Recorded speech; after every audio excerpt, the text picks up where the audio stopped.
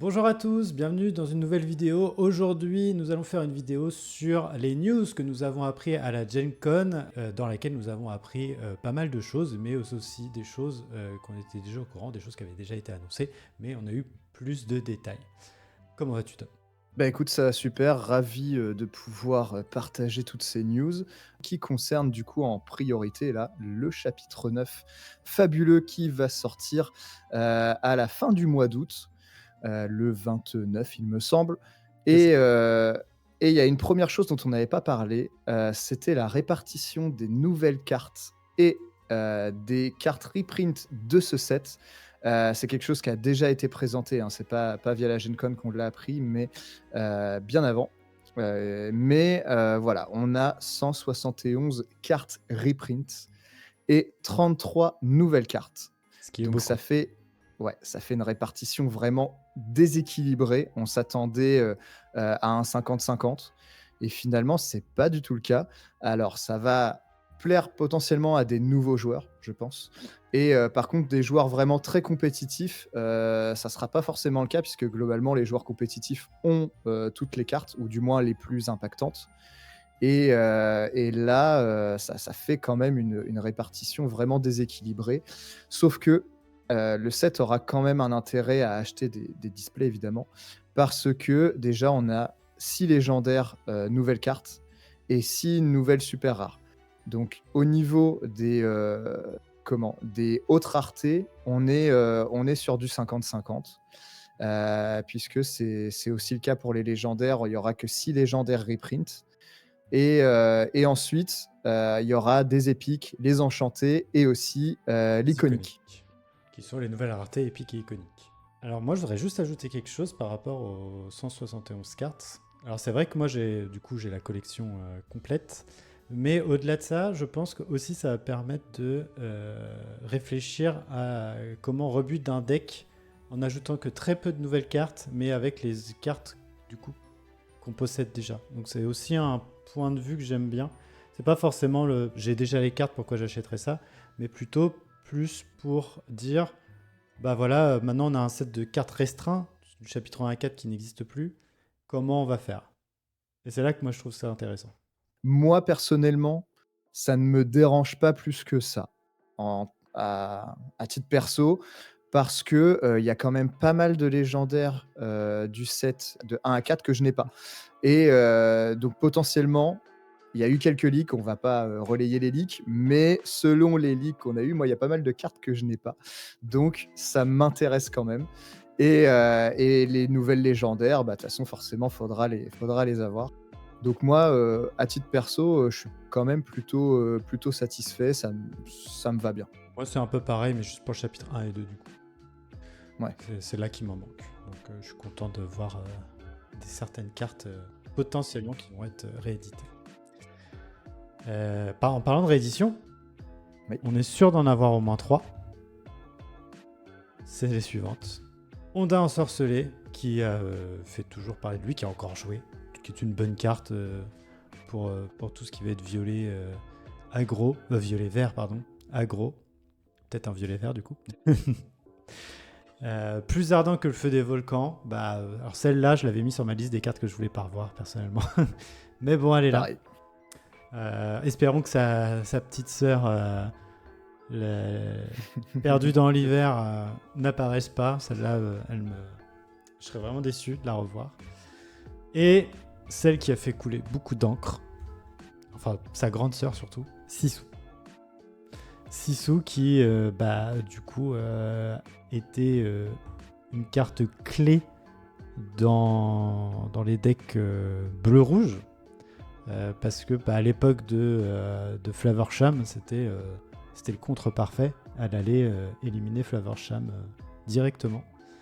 On l'a un peu moins vu après, ce qui était compréhensible parce que du coup c'était une 3 non ancrable, donc évidemment on voulait faire de la place pour mettre autre chose, sachant que la grosse menace Flavorsham avait disparu. Donc je pense que c'est pour ça qu'elle revient, parce que du coup ça reste une carte qui est intéressante, qui a quand même un bon effet, qui est insaisissable, et en fait elle est plus aussi forte qu'elle ne l'était, donc voilà, la rééditer pas forcément une mauvaise chose, je pense. Bah, le truc, c'est que si la Sisu Alter n'est pas rééditée, et je pense que ça ne sera pas le cas, Ouais. rééditer la petite Sisu n'est pas réellement un problème, même s'il y a Mm. Spirale de Saphir. Ça reste une bonne gestion pour le rouge d'avoir ça. C'est pas broken et ça reste tout à fait acceptable. C'est vraiment l'Alter Sisu qui est problématique. Et en plus de ça, si Bagarre n'est pas Pas réédité, hésiter, ouais. il faut bien quand même quelque chose pour le rouge, tu vois. Donc C'est la ça. Sisu a du sens. Ah, on n'est pas à l'abri d'une nouvelle carte aussi qui ferait un effet Bien sûr. plus ou moins Ou, similaire que Bagarre ou Sissou. ou d'une réédition de Bagarre aussi, tout simplement. Oui, Mais voilà, c'est pas la petite Sisu qui est broken, qui est problématique. Ça, c'est une bonne carte. Ça sera joué dans les bleus-rouges avec la spirale. Mais voilà, c'est pas hyper problématique.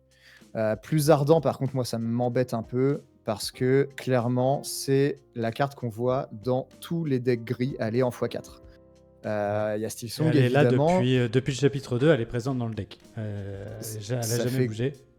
ça fait globalement 2 ans qu'on la voit dans tous les decks gris en x4 et ça va encore être à nouveau 2 ans où on va la voir dans tous les decks gris en x4. Après, si Donc, c'est la seule carte, un petit peu de gestion comme oui, ça, c'est ok, tu vois. Mais si ils ressortent des chansons pour un moindre coût comme ça, ou pire, s'ils rééditent la Cendrillon, donc ça c'est un autre non, débat. c'est ça. Faut pas qu'il réédite Cendrillon du coup, Mais s'il voilà, réédite ça. c'est ça.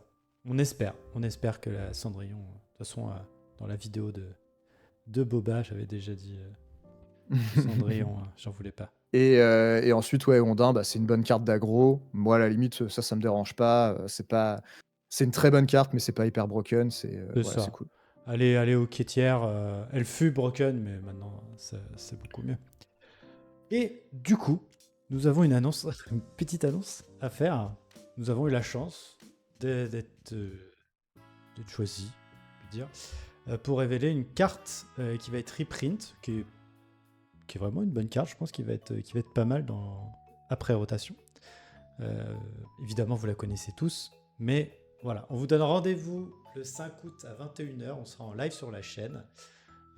Voilà, on parlera de la carte reveal, mais on fera d'autres choses, on discutera, peut-être quelques games, et voilà. Donc, on espère vous voir nombreux mardi 5 août.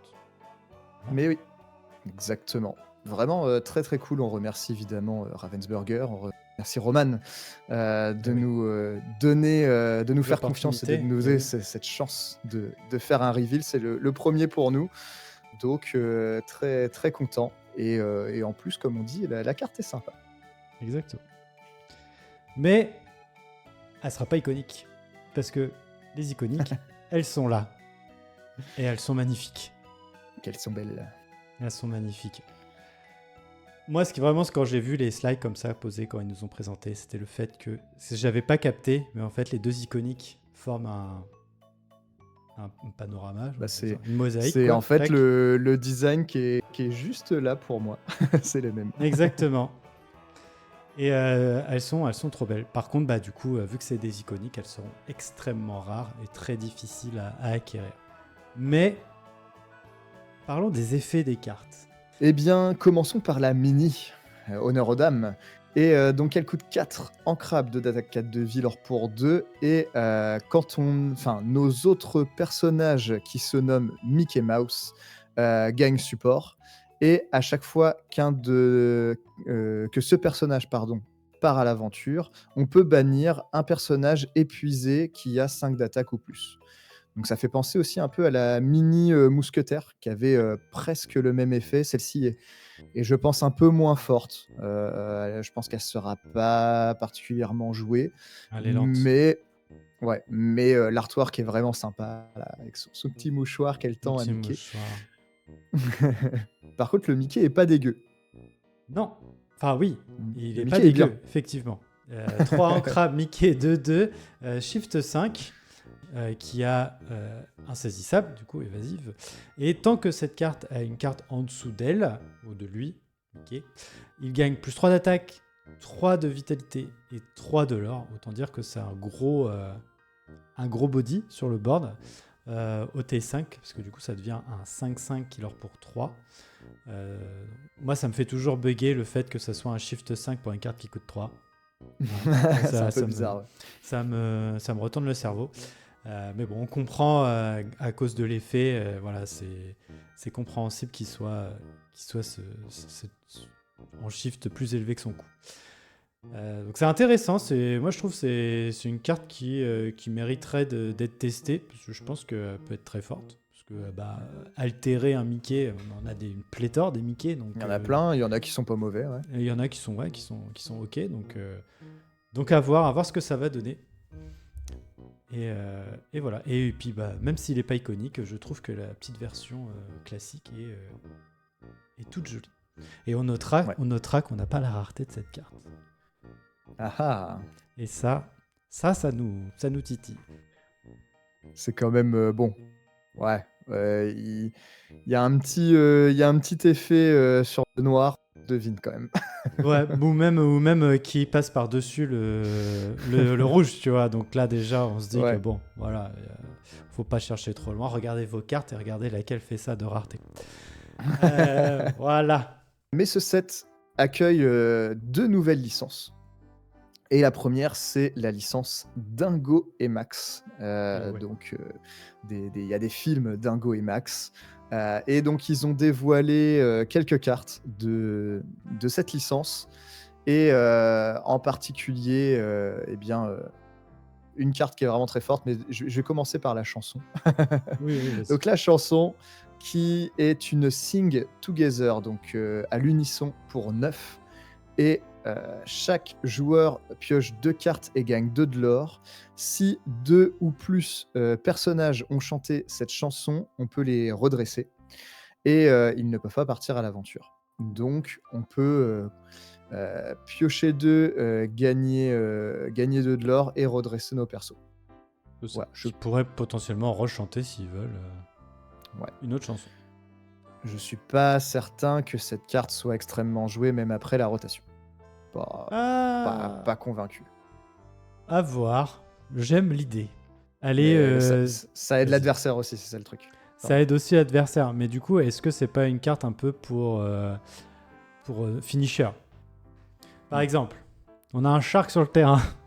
nous, on gagne 3 de l'or, pendant que l'adversaire en gagne que 2. Donc ta course, tu gagnes déjà la course. Si tu les redresses, que tu peux aller rechercher une chanson avec ton shark, parce que du coup tu l'as redressé, que tu tapes, et que du coup derrière tu peux la jouer soit flat si t'es à 9 et YOLO, ou si t'as d'autres chanteurs sur le terrain pour aller jusqu'à 9. Ça te ou fait avec les cartes 6. que t'as piochées. Ouais, voilà, ça te fait quand même un plus 6. Hein. Donc il suffit juste d'à 12, et si t'as un petit setup propre, ça peut passer. À voir, bien sûr, là c'est de la théorie, hein, on verra dans la pratique. Et du coup, elle a une enchantée cette carte, et elle est jolie. Pour le coup, je suis pas fan de Dingo et Max, désolé. Je suis né trop tôt, peut-être.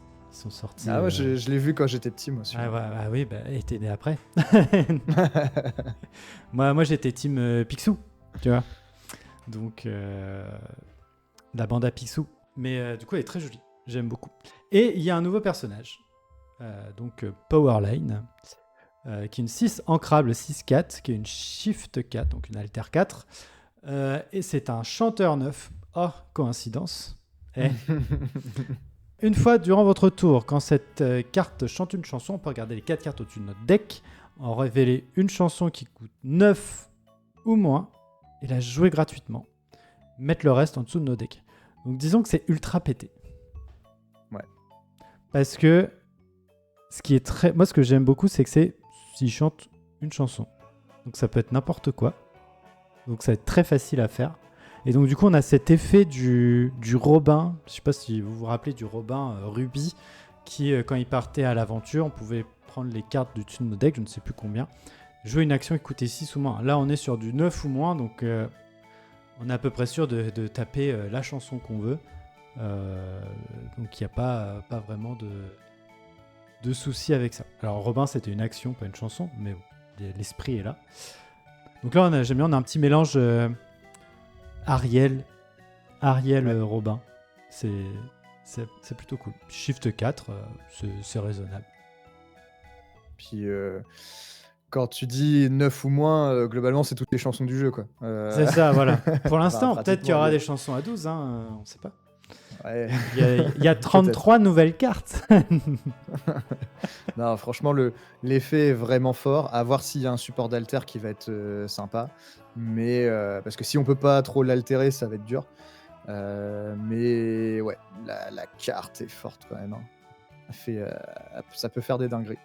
Moi, j'ai envie de tester de faire un Rubisson, du coup. Moi, j'ai très envie. Ouais. de faire Un jaune rouge. Un jaune-rouge, ouais, qui chante à l'unisson de toutes les chansons.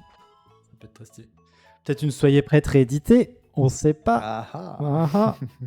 En vrai, on n'a aucune idée sur celle-là, mais moi je l'espère grandement et qu'elle est une petite enchantée. Passons à la suite. Ouais, il y a encore eu une carte dévoilée lors de cette Gen Con qui est du même Disney. C'est Stand Out. Donc je sais plus en français, je saurais pas trop te dire. mais- Stand out, je ne sais plus. C'est une chanson qui coûte 3 et on choisit un personnage qui gagne plus 3 d'attaque et qui gagne insaisissable jusqu'à le début de notre prochain tour. Donc même pendant le tour adverse, il garde ce boost. Donc voilà, c'est sympa. C'est pas incroyable, mais c'est pas mauvais. Ouais. Puis bah du coup, c'est pour introduire aussi une nouvelle carte du 7-9 qui est iconique. Épique, pardon. Donc voilà. Oui. Voilà, c'est sympa. C'est une petite carte pour la collection, quoi. Après, je me demande si avec vert, violet, vu que les évasifs vont potentiellement être à l'honneur. Ouais. T'as vu cette subtile transition? Eh, on dirait qu'on a travaillé la vidéo. Du coup, ça m'amène à une autre licence qui va être introduite, qu'on a déjà vue de toute façon, c'est Dumbo. Voilà, le petit Qu'on a déjà éléphant. vu. Bah, ça avait déjà été annoncé. Ouais, mais je veux dire, on n'a pas eu de carte Dumbo, quoi. Non, Ouais, ce que je veux c'est dire, une déjà, nouvelle on le licence. savait que Ouais. Dumbo allait arriver. Voilà. C'est pas la news en soi. La news, c'est plutôt ça. Oui, les nouvelles cartes. Voilà. Donc le Dumbo 3 en crabe de 2 qui a insaisissable. Et quand on joue ce personnage, on peut choisir un personnage et il gagne insaisissable jusqu'à la fin du tour. Du prochain tour. Jusqu'au début du jusqu'à prochain tour. ouais, jusqu'à le début du prochain tour. Voilà. Donc voilà, c'est pour ça que je disais que violet-vert, peut-être il y a un truc à faire avec les évasifs, les insaisissables. Voilà. Donc le petit Dumbo, voilà, qui est arrivé. Il y a aussi du coup Timothy Kumus. Qui est une 2 ancrable, 1 d'attaque, 4 de vie. Il leur pour 1. Quand on a un personnage qui a insaisissable en jeu, ce personnage gagne un éclat de l'or. Enfin, il peut gagner un éclat de l'or supplémentaire. Bon, Yes. je sais pas si ça sera joué, Non. mais il y a un truc avec les insaisissables, en violet avec les Dumbo en tout cas, ça va. Il y aura des trucs. C'est ça. Il y a des choses qui ont été mises au grand jour. Mais pas officiellement. Donc passons Non. avec Ouais. Maléfique Dragon, qui est magnifique. On va prendre une petite seconde pour observer Pour- et contempler ce chef-d'œuvre. J'annonce que si je le gagne pas, je l'achète. Voilà. C'est tout. Il est beaucoup trop beau. Sa carte enchantée va être aussi méga belle. Ouais. De toute façon, tout ça avait déjà été annoncé. On avait déjà l'annonce de la carte de Maléfique Dragon qui serait la récompense de 7, mais on n'avait pas vu le tapis. playmat. Ouais. Donc voilà, le playmat est sublime et on le veut tous évidemment. Exactement. Lors de ce 7-9, il y aura des petits produits autres que des decks de démarrage et display. Il y a aussi une gift box sur la droite avec la Elsa qui est globalement le même produit qu'on avait eu pour Lilo, mais cette fois avec Elsa. Donc il y aura 5 boosters dedans, 3 séparateurs et une carte promo Elsa avec un artwork travaillé, des bords un peu spéciaux comme on avait pu avoir avec Voilà. la Lilo. Donc c'est un produit qui est très sympa. Moi j'avais bien aimé la petite gift box Lilo. Ouais, bah oui, bah pour la collection, c'est toujours bien, je trouve. Puis avoir sa petite Elsa là, dans sa rareté personnalisée, c'est plutôt cool. Et puis bah quoi de mieux pour la ranger qu'un beau classeur du Collection Starter Set, donc dans lequel on peut avoir du coup la petite fée clochette qui elle aussi aura sa petite feuille personnalisée, dans lequel il y aura aussi donc un classeur pour ranger les cartes, des boosters, et il y aura un petit guide collection dedans. Donc c'est pareil, ça peut être un très bon cadeau pour quiconque aime collectionner les cartes et les objets.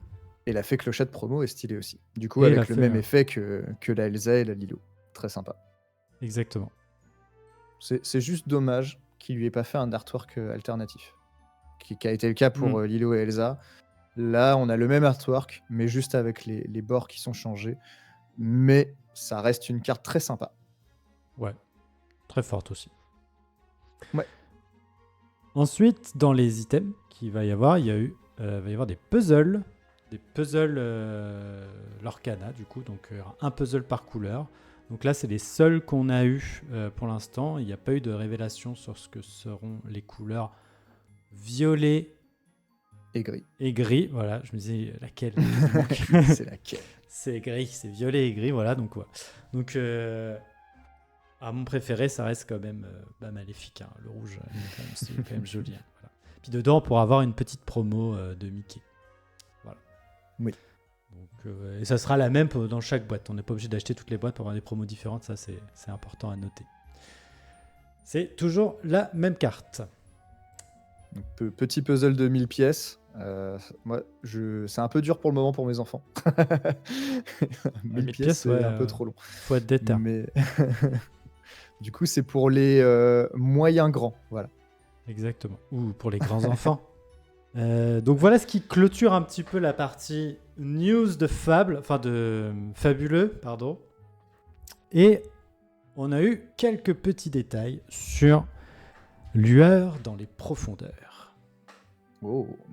Qui sera le set numéro 10, accompagné donc ici de ces fabuleux, on fait la transition, de ces très beaux boosters, avec Daisy, Gaston et des Gargoyles. Alors je connais pas du tout la licence, mais tu pourras peut-être en parler un peu plus. Eh ben c'est parti, j'en parle un peu plus. Alors les Gargoyles, c'est une série animée, hein, pour ceux qui ne l'ont pas vue, c'est dans les années 90 je crois, je vous le conseille, elle est très bien. Voilà, et en plus c'est avec, je crois que dans le générique c'est la voix de Morgan Freeman, et donc du coup ça apporte du cachet, voilà. La voix française évidemment. Et non, moi je suis très content de voir les Gargoyles, j'ai déjà dit dans une autre vidéo, c'est très cool. Parce que du coup, on sort un petit peu de ce côté vraiment full Disney. Et c'est un peu plus, entre guillemets, sérieux. J'ai hâte de voir ce que ça va donner. Parce que c'est une très bonne licence. Et moi, ça m'intrigue. Ce set, le chapitre 10 m'intrigue. Je me demande vraiment ce qu'ils vont nous pondre. Je m'attends à enfin avoir Hadès en tant que méchant. Je vais expliquer un petit peu après, mais donc dans les items qu'on va avoir, donc ça c'est les boosters, mais il y aura aussi les decks de structure. Voilà. Oui. Donc là on a quoi? On a bleu, gris et jaune, vert qui nous ont été présentés. Donc on peut voir le petit Robin. Je sais pas ce qu'il fait, mais il a l'air stylé. Tu vois, genre sur la petite affiche là, t'as un petit effet sympathique. Le Simba, la Mégara, et c'est là que je veux parler d'Hadès. Parce que du coup, le Mégara, mise en avant comme ça, dans les lueurs des profondeurs, bah, ça fait un peu les esprits, tout ça. Et donc du coup, je rappelle qu'Hadès est le roi des ténèbres et qu'il gère les morts de l'enfer. Et donc du coup, je me dis qu'il y a peut-être un lien à faire avec tout ça. Mais après, je m'emballe peut-être. Il nous tease un peu quand même possibilité qu'il y ait un nouveau type de personnage. C'est ce qu'il Ouais, disait. Il parlait de whispers, donc nous en français, il le une traduirait en lueur.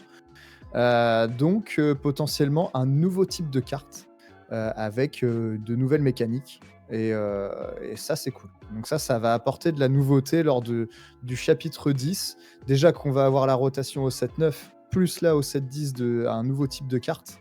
Donc potentiellement aussi avec des nouveaux mots-clés. Ça va apporter de la nouveauté et c'est cool. Ouais. Bah, c'est sûr qu'il y aura de nouveaux mots-clés. Mais il y en a surtout un qui va être mis en avant, ça va être le mot-clé détective qu'on a déjà. Parce que du coup, ils vont sortir plus de cartes détectives, du coup, basées sur Nick et Judy Hopps. Donc Zootopie, hein, pour ceux qui ne le savent pas. Et en fait, c'est vrai que le côté détective, du coup, il y a tout ce qui est Basile, en fait, va peut-être Ouais. avoir un intérêt maintenant à être joué, surtout après cette rotation. Donc je serais pas étonné de voir des reprints de Basile, en fait, dans le chapitre 9, en prévision de ce chapitre 10 détective. Où il y aura peut-être aussi du reprint détective dans le chapitre Ouais. 10. Ouais, on ne sait pas encore s'il y aura d'autres reprints dans les prochains sets après 7-9, mais c'est tout à fait possible, hein. Ça a déjà été fait. On pense au Capitaine Crochet, par exemple. Il y a eu un reprint, enfin ce genre de choses. Quelques cartes Zootopie avec Nick Wilde. Il coûte 5, non ancrable, 5 d'attaque, 4 de vie. Il dort pour 2. Il a Shift 3. Et durant notre tour, à chaque fois qu'un de nos détectives bannit un autre personnage, lors d'un défi, on pioche une carte. On lui compris. Donc ça peut, vu que c'est un alter, c'est peut-être 3, bam, on peut aller gérer une menace et aussi piocher une carte. C'est pas mal. Sachant que pour l'instant, je crois qu'il n'y a pas de Nick Wilde T2, il n'y a que T1. Il y a T1 et T3, mais il n'y a pas de T2. Donc c'est Ok. il faudra alter sur le Shift 3. Sur le T1. Enfin, sur le Shift 3 sur le T1. Putting it all together. Waouh, j'ai du mal à le dire. Mais on a compris. 2 ancrables, c'est une action. On peut choisir un personnage adverse qui ne pourra pas défier durant son prochain tour et on pioche une carte. Bon. Heureusement qu'il y a on pioche une carte pour la rendre intéressante. Mais en soi, je pense pas que ça va être la carte folle du set. Et ensuite, on a Judy Hopps, 4 en crabe, 3 d'attaque, 3 de vie, l'or pour 1. Et quand on joue ce personnage et à chaque fois qu'elle part à l'aventure, on peut regarder les 3 cartes du dessus de notre deck et révéler un personnage détective et le mettre dans notre main. Et on met le reste sous notre deck dans l'ordre de notre choix. Donc évidemment, si le deck détective sera joué, imaginons qu'il soit bon, et bien cette Judy Hopps aura un grand intérêt dans le deck, mais sinon, elle sera pas jouée. Ça. Exactement. Bah, de toute façon, les decks à thème, je pense qu'ils essayent de pousser les gens à faire des decks à thème, entre guillemets, détective par exemple, dans ce cas-là. Est-ce que la rotation va permettre de faire ça? Je sais pas. Ça faudra voir avec le temps. Il faut que les cartes sortent bien, qu'il y ait les bonnes cartes, les bons effets, des effets intéressants, et pas juste pour le plaisir de jouer un mot-clé, quoi. Ensuite, bon, ça c'était le chapitre 10. On avance un peu plus. On va aller dans le chapitre 11. Winter Spell. Voilà, donc c'est tout ce qu'on a pour vous. C'est cet art qui est vraiment très joli de Stitch. Et je ne sais pas comment s'appelle la Stitchette parce que honte à moi, je n'ai jamais vu la suite. J'ai pas vu la série. Je crois que c'est dans une série. Je suis pas sûr que c'est dans un film. Chut, on va se faire Mais j'ai pas regardé. foudroyer sur la place publique là. Vite, passe. Mes enfants n'ont pas regardé non plus. Oh, comment tu te caches derrière les enfants. Moi, tu vois, je dis juste, j'ai pas vu.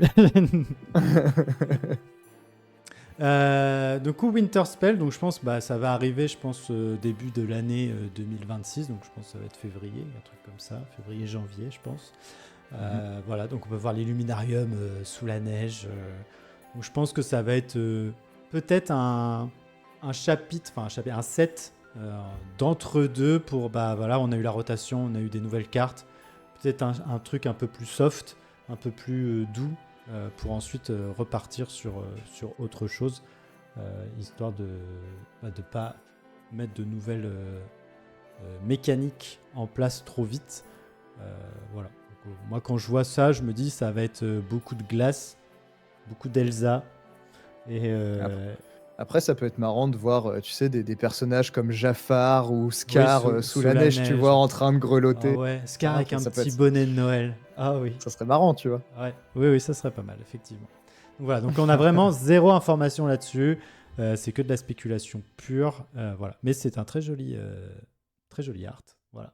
Donc voilà, donc c'était les news qu'on avait. Donc voilà, donc le cœur de ces informations, c'était quand même fabuleux, hein. La prochaine extension qui sort, je le rappelle, le 29 août 2025 dans les magasins spécifiés. Et une sortie mondiale dans tous les commerces le 5 septembre 2025. C'est le meilleur moment pour se mettre à l'Orcana, pour tous les nouveaux joueurs ou pour des personnes qui auraient aussi arrêté, qui souhaiteraient, qui hésiteraient à reprendre.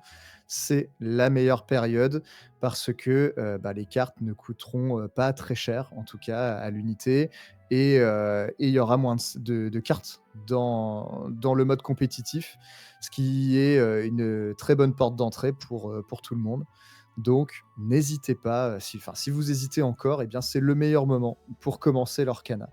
Donc, on vous encourage à le faire. Exactement. En plus, ça a l'air d'être pété quand même.